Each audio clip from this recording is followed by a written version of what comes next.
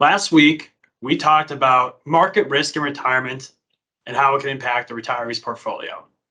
This week, today, I'm going to be giving you the answers on how can we actually fix that problem. I'm Derek Mazzarella with Gateway Financial Partners, and I'm a certified financial planner. And today, we're going to talk all about how to handle market risk in retirement. There's going to be a couple different tools you may have heard of, some you may have not have, and a couple concepts I'm really excited to share with you that I think can make a huge impact on your retirement. So hopefully you like the video. Please, if you do, like it and feel free to subscribe, because then you're going to get notified anytime there's some new videos coming up that could benefit you. All right, so let's get into it. So a typical person, we talked about in our last video, market drops, and market drops 20% happen every about 6.3 years or so. So if you're retiring and you're going to have a 20-year retirement, you're probably going to see at least 3, maybe 4 market drops of more than 20%. 10% drops happen pretty frequently as well. So there's a lot of volatility that you're going to see in your portfolio, and it can be a little scary to manage. So let's look at first what traditional conventional wisdom says how you handle retirement portfolios. So generally, most people say, okay, do something like do your age in bonds. Ooh, fancy. Other people will say, all right, just do a 60-40 portfolio. So which means 60% in stock and 40% in bonds. But some of the challenges with that is stocks can be pretty volatile, as I've discussed in my previous video. Once again, if you haven't seen it, check it out.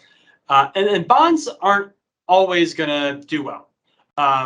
Typically, they will do well in a down market, as we've seen in 2022. Stocks and bonds both dropped in value in the same year. Bonds do have other forms of risk that maybe not people will be aware of, but there's things like, default risk. So if a bond from a company goes belly up, you'll see the bond value basically go away. There's interest rate risk. So if rising interest rates happen, bond values tend to decrease. Along those same lines, there's reinvestment risk. So let's say you had a 5% bond that was paying 5% each year, and then all of a sudden the bond comes due, and then next year the interest rates drop. Now you can only get bonds paying 4%, so you lose an extra percent of return. So there's a lot of things with bonds where you can actually lose value. So they may not be the safest piece ever. They're definitely safer than stocks, but there's definitely some times where they can certainly let you down. So if all you're coming in with is basically 2 tools, you may not be well equipped to handle a market drop in retirement. So what can you actually do about it? One of the things I go through with clients is setting up what's called a bucket strategy. And this really segments, instead of having just one overarching portfolio where you're 60% stocks and 40% bonds, is really segmented for time frame. So what you really want to do is set up 3 buckets: a short-term bucket, a mid-term bucket, and a long-term bucket. So the short-term bucket should be about 1 to 2 years worth of expenses. And how you figure this out is basically you want to look at, what am I going to get for consistent income? So think like Social Security, if you have a pension, something like that. What's going to be coming in every month? And then you want to line that up with your fixed expenses. So if those numbers align, great. If not, whatever that gap is between your fixed expenses and variable expenses, so think like going out, getting gifts for people, going on vacations, all of those expenses are going to be covered by your assets. So whatever 2 years of this gap is, that's what you want to cover in the short-term bucket.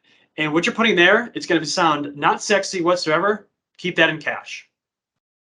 Okay. One of the reasons you want to keep that in cash is because if you go back to our previous video, you'll see that it takes a little over a year for a market to recover from a 20% drop. So if you have 2 years of cash, you don't have to panic because you're already ready. You already have the money available. You already have liquid assets that you can withdraw from to handle a market drop. Then the next year, we're going to say, okay, 3 to 5 or 6 years worth of expenses we're going to have in a midterm bucket. And that's going to be something that's probably about 40% stock and 60% in bonds. These is where you want to look at quality. You want to look at quality companies. You want to look at quality bonds. You want to look at bonds that pay higher interest rate. You want to look at bonds that pay usually a shorter duration, so they pay you quicker, essentially.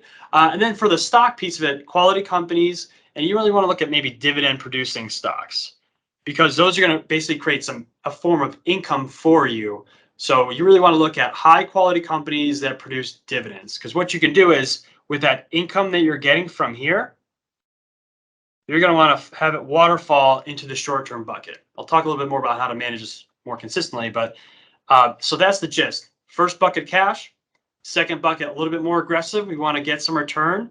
Typically you're aiming for like a 4 or 5% rate of return with the midterm bucket. Now, when it comes to the long-term bucket, this should be the 6 or 7 years plus. That should be aggressive. This is what you're going to want to beat because, as I mentioned in the last video, you may have an inflation problem. So if we keep everything in cash, we're going to lose out to inflation over time. So we want to have a segment of our money be there, be aggressive, and be there to help combat inflation, help our money grow, and help go above and beyond our withdrawal rate too, because that's another factor that's pulling down our account value is this money that we're pulling out every single year. So we need money to replace that. So that's where this comes in. So you want to have this about 70-30 portfolio or even an 80-20 portfolio, depending on how risky you want to be. And this is where you can do things like, high yield bonds. You want to have maybe more aggressive stocks, growth stocks, so things that are really going to shoot up in value. And then when we combine all these things together, we may have an overarching 60-40 portfolio, but by segmenting it, we're not overreacting to the market. So it gives us a nice behavioral stopgap to say, okay, look, I've got my cash, I've got some money that's moderately invested, and I've got some money that's aggressive invested. Because what this does is give you some flexibility in retirement to say, okay, look, the market's up, cool, I'm going to take a little bit extra from this bucket and I'm going to pull it back from here. We're having a good time. If the market's down, I'll say, hey, look, I've got 2 years for this to recover. I'll actually hold off and keep, not take any money from either of these buckets, let the market recover.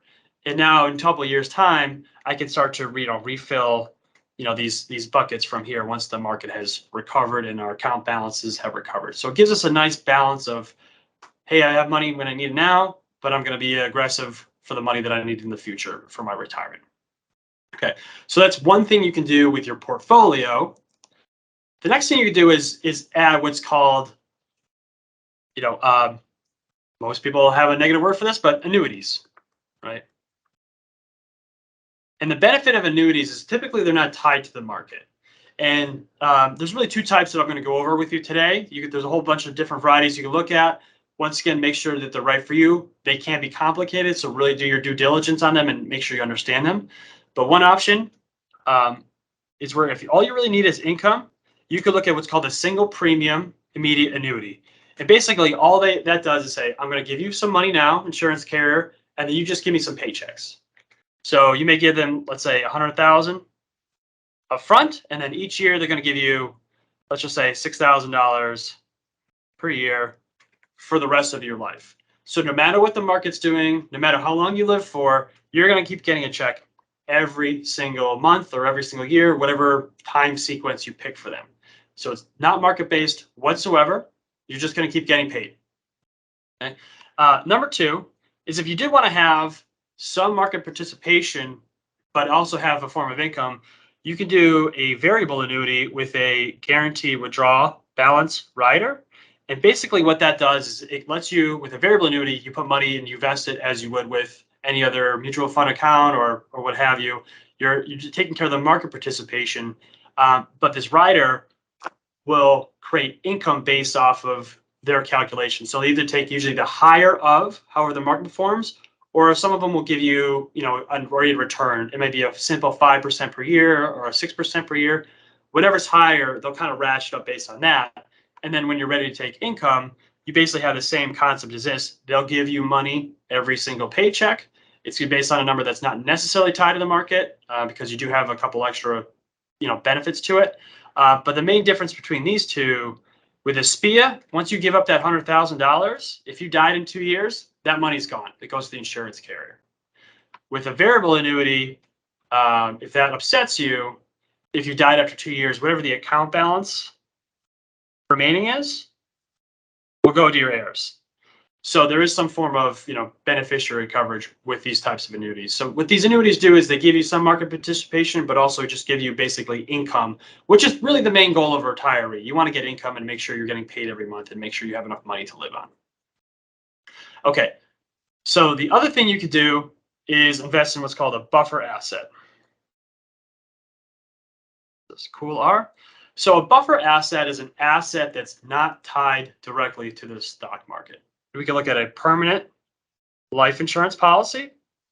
So something like a whole life policy, they're not tied to the market. And if you look back through their history, they've given a dividend payment every single year. So a lot of them, even in 2008, when the market has dropped significantly, they're still giving you that dividend payment every year. So the value is going to keep growing over time.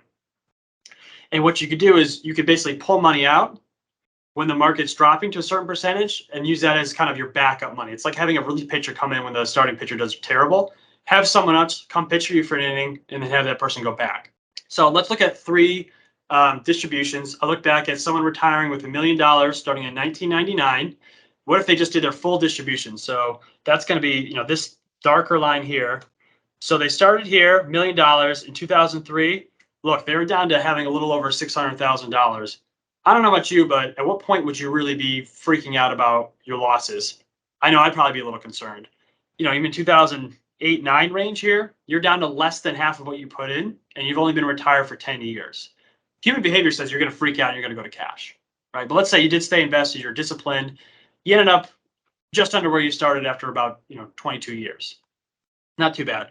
But let's say you skip just 1 year. So 2000 was down over 11%. You say, okay, in 2001, I'm going to not take money out of the account. I'm going to let it try and grow. I'm going to take money out of my buffer asset. You have actually a little over $1 million at the end of the 22-year period.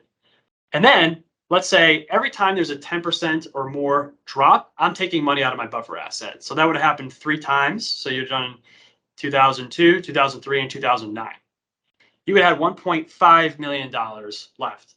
So these assets can be incredibly powerful because they'll give you the time to let the market recover.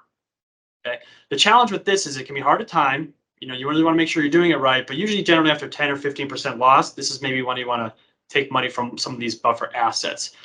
So in a nutshell, there's 2 things you could really do to look at, or 3 things really that you can do to mitigate market risk in retirement.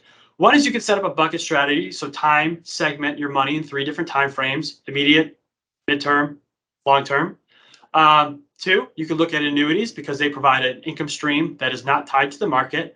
And then 3, you could look at investing in buffer assets or non-correlated assets that just really aren't tied to the performance of the market. And then you can use those as things to help, give you another source of income or another source of money in retirement that you can withdraw from when the market isn't doing well. So I'm Derek Mazzarella. I'm certified financial planner with Gateway Financial Partners. That in a nutshell is how you handle market risk in retirement. Hopefully you found this video enjoyable and you learned something new. Feel free to subscribe and send it to your friends. Love to see you soon.